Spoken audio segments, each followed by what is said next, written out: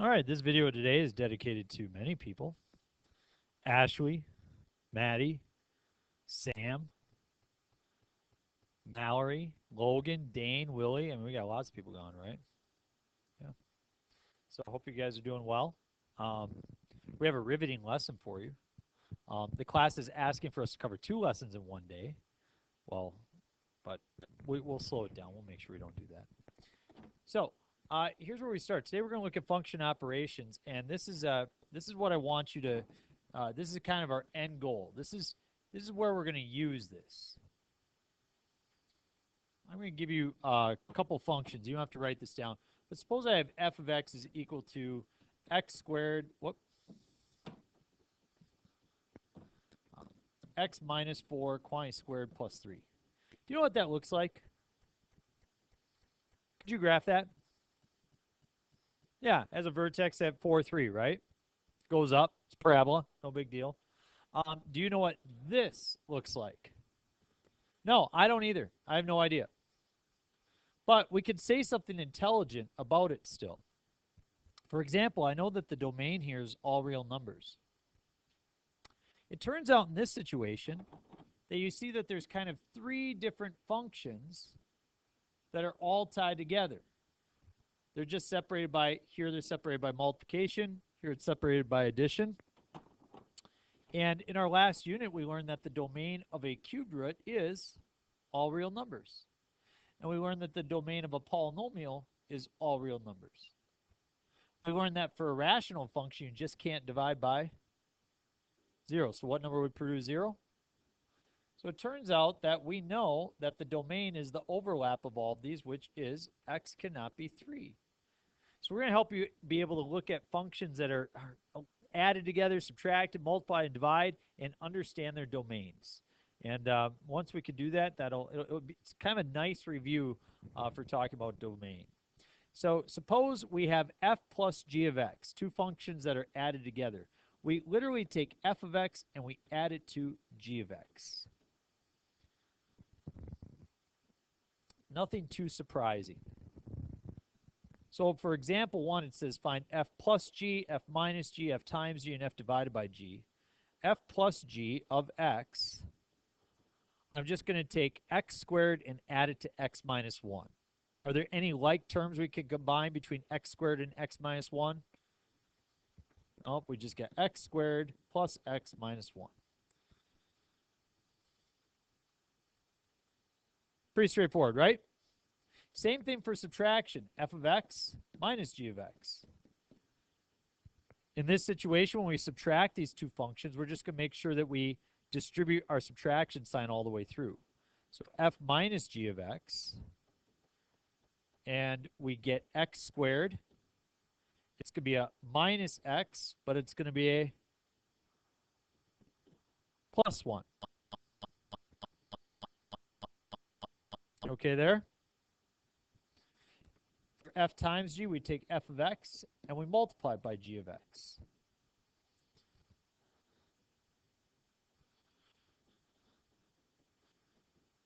F times g, I take x squared times x minus 1. I get x cubed minus x squared.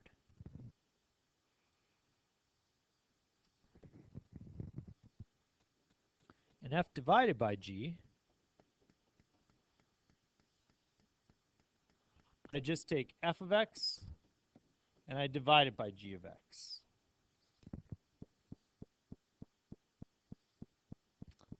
F of x is x squared. And we're going to divide that by x minus 1.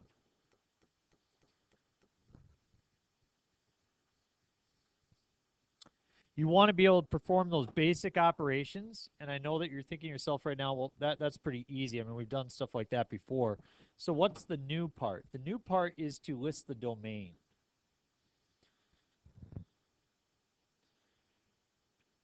And what happens with the domain for f and g? Well, the domain is simply the overlap between the two. So the domain of f overlapped or intersecting the domain of g.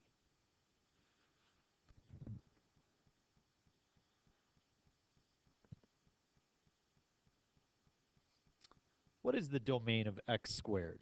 Do you know? That means what numbers can I plug in? If you remember, we had three kinds of functions. We had kind of what we talked about, polynomials. We had radicals, and we had rational functions. For example, we had like the square root of x plus 3. We had 1 over x minus 2. We had x squared plus 3x minus 1. If it's a polynomial, there's no restriction. It's all real numbers. Remember that? That means you can plug in anything. Like you could plug in 7 and you're going to get an output. But with radicals, it's not all real numbers. In fact, the domain is going to be from -3 to infinity. If you plug in a value that would produce a negative, that's going to be a problem. For example, if you tried -4, -4 plus 3 is -1, and the square root is I. Well, that's a big problem right there. So you have to set up x plus 3 is greater than or equal to 0, and you'll come up with the -3 to infinity. And then a rational function you can't divide by 0. So we said x can't be 2 in this situation. Remember those? Bring them back to you? That's what it's good to come back to right now, because we're going to – remember how I gave you those 8 problems the other day and you worked on them and we recorded our scores? Those are things we have to know throughout the entire year. Like – that's stuff that it's going to be on the ACT. If we don't know it now, there's no way you're going to know it on the ACT. Well, this is one of those things that gets added to it. So next time we do that test, you're going to do 12 problems. And we're going to add things like a vertex form of a parabola. We're going to add domain. We have to continue to know domain for the rest. Just like you know how to solve 2x plus 1 is equal to 7, or 2x plus 3 is equal to 7, you know how to solve that. You need to know how to look at a function and identify domain for the rest of your math career. And so let's look at this and be able to do it. F of x is x squared, all real numbers. X minus 1, a lot of people say x can't be 1, but is this in the denominator? No, it's not a rational function, so this is all real numbers as well. So the overlap between all real numbers and all real numbers is all real numbers. So the domain for this one is all real numbers. What about for subtraction? It's the same thing. And multiplication, it's the same thing. And division, it's the same thing. Except g of x cannot be 0. Now, why did I just do that?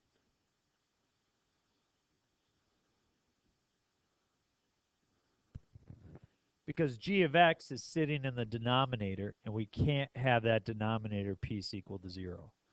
So once you determine the overlap, you can write it down for addition.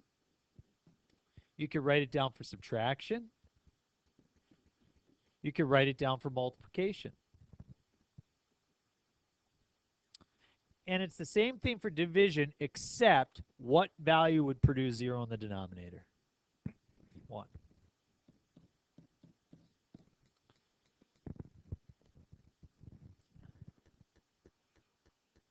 Not too bad, huh? Okay, so I would like to try something slightly different than we've done before.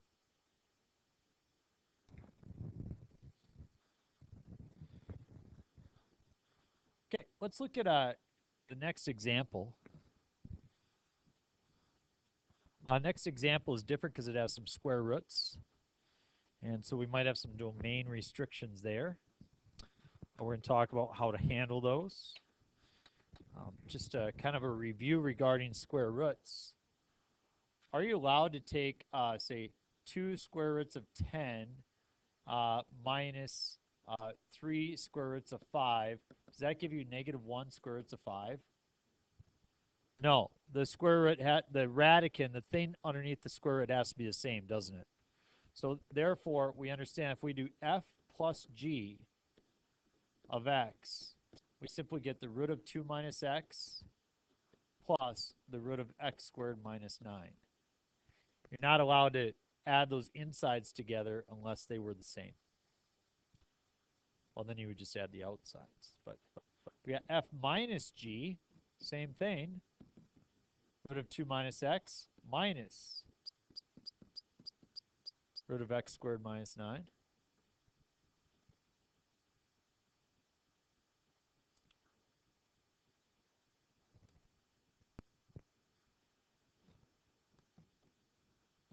F times g. Can I multiply two radicals together? Like the square root of 3 times the square root of 5. Does that make square root of 15? Yeah. Yep. So you can multiply these insides together.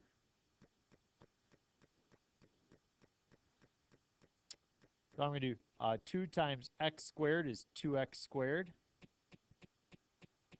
2 times negative 9 is negative 18. Negative x times x squared is negative x cubed. And negative x times negative 9 is positive 9x.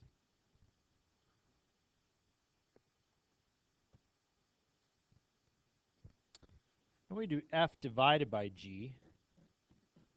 One nice thing about radicals is that you can write the radical of an entire fraction. Just have 2 minus x over x squared minus 9.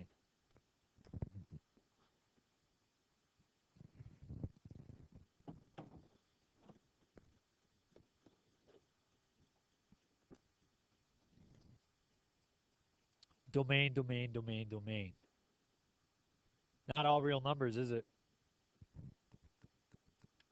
Let's try to think this through. Square root of 2 minus x and square root of x squared minus 9. Tell me something about the domain of the square root of 2 minus x. What do I even do? Good. 2 minus x is greater than or equal to 0. Subtract the 2. Negative x greater than or equal to negative 2.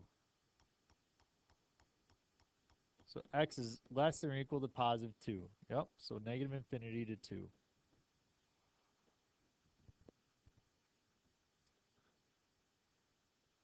I kind of want to do the same thing for x squared minus 9, but that confuses me. I got x squared minus 9 is greater than or equal to 0. That one's got a squared on it. Factor it and graph it. I like it. To get a nonlinear inequality, you got to consider the graph. Goes through positive 3 and negative 3, and the graph goes up because it's a positive x squared. Well, where is that greater than 0? On the outside, from negative infinity to negative 3, union with 3 to infinity.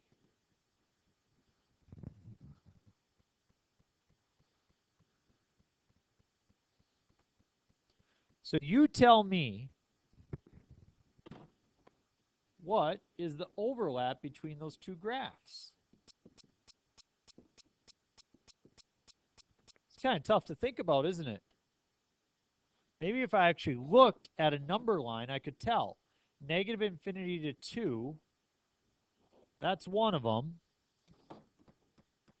And then negative infinity to negative 3 and 3 to infinity. I've got those.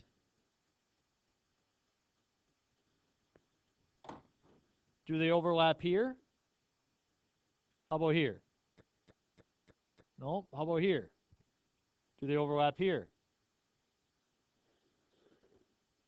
That's where the graphs actually overlap each other. That's the only spot where I have both green and blue, right? Here I just have green. Here I have nothing. Here I just have blue. Here I have both. So you can see that the overlap is from negative infinity to negative 3. So therefore, that's the domain of these functions, the overlap. Negative infinity to negative 3. Negative infinity, negative 3. Negative infinity to negative 3. And I want to write the same thing for the last one, except I have to think about what numbers would make 0 in the denominator. What makes 0 in the denominator? 3 and negative 3, right? Is positive 3 part of that set? So I don't have to worry about positive 3. Is negative 3 part of that set? So I have to exclude it.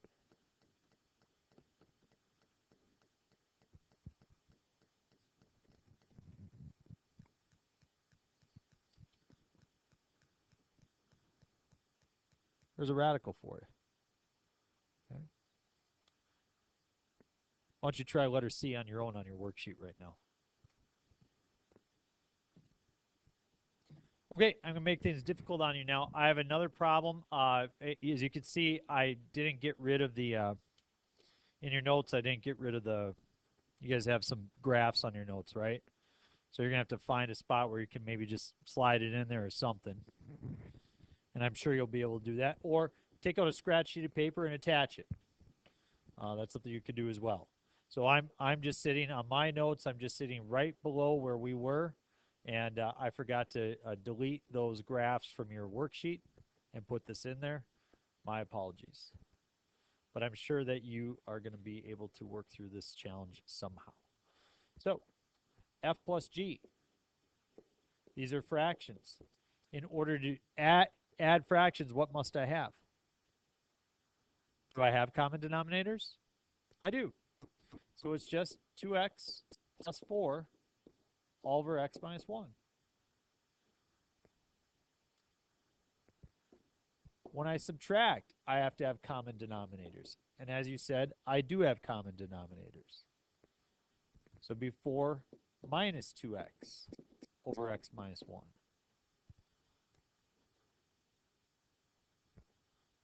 And we have f times g of x.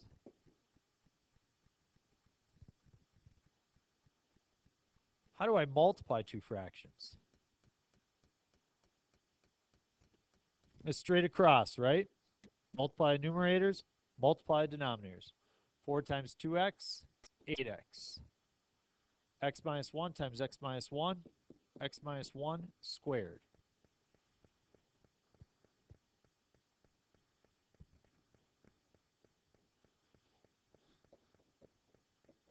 F divided by g, that would be 4 over x minus 1 divided by 2x minus, or over x minus 1.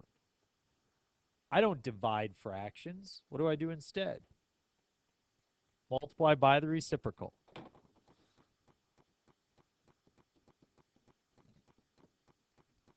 If you do that, you notice that the x minus 1's cancel.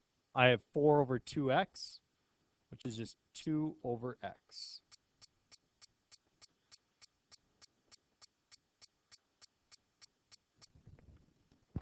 But I would still like to state the domain.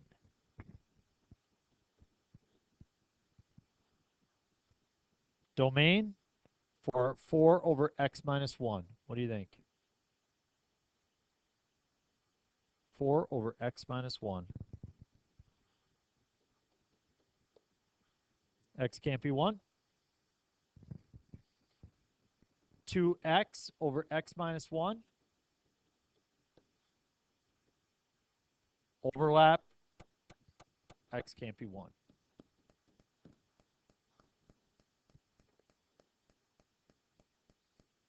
The next one, x can't be 1. The next one, x can't be 1.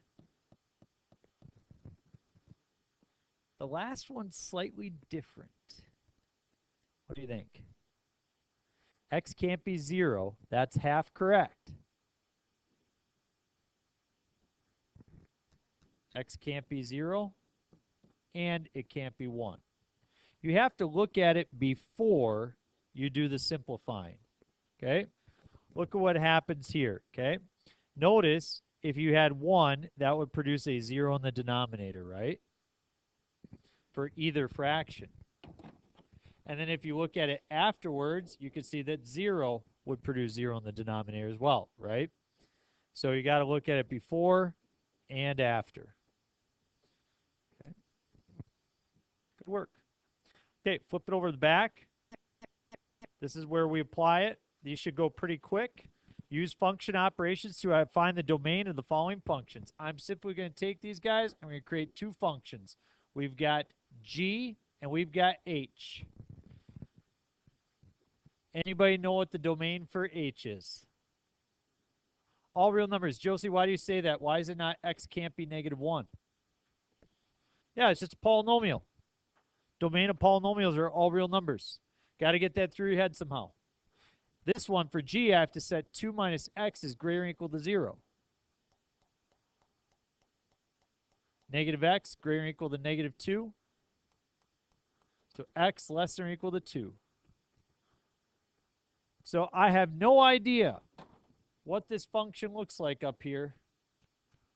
The root of 2 minus x plus 1. This is a very complicated thing. I don't know what it looks like, but I do know this. I know that the domain is the overlap of those two, which is from -infinity to +2.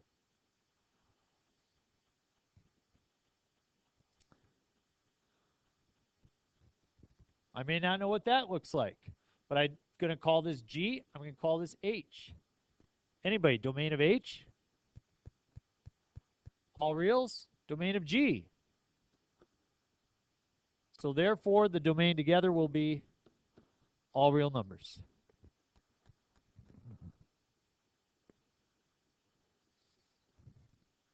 Look at C. Does a cubed root cause us a problem? Nope, the domain of a cubed root is all real numbers. And then we've got x squared minus 9. That domain is all real numbers. However, I can't divide by 0. What numbers would produce 0 in the denominator? So therefore, x cannot be plus or minus 3. So you see the domain at the top is all reals, domain at the bottom is all reals, but you have to exclude where you would get 0. Again, I've got a function. I have no idea what it looks like. I've never graphed anything like that before. But I know the domain of a cubed root is all real numbers. I do know that. Is the domain of a fourth root all real numbers?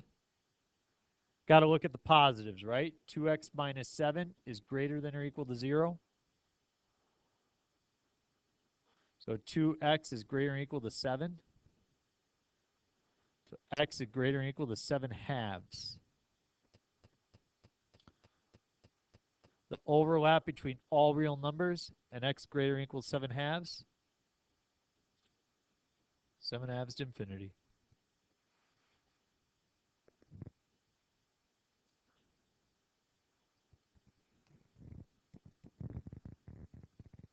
Letter E and letter F, and then we're done. We're not doing G or H today. I have domain of x squared, all reals. Domain of x cubed plus 1, all reals. But I can't divide by 0. What number would produce 0 in the denominator? -1. So x cannot be -1.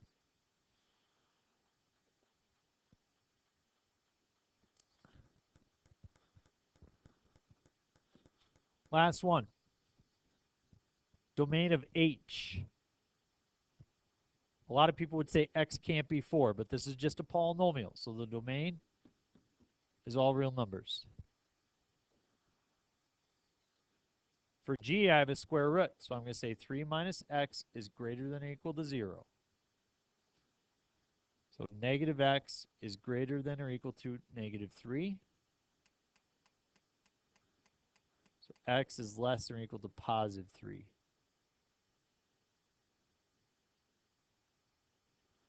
So therefore, I have -infinity to 3 is my domain. That should be able to take care of you. Okay. Good work today.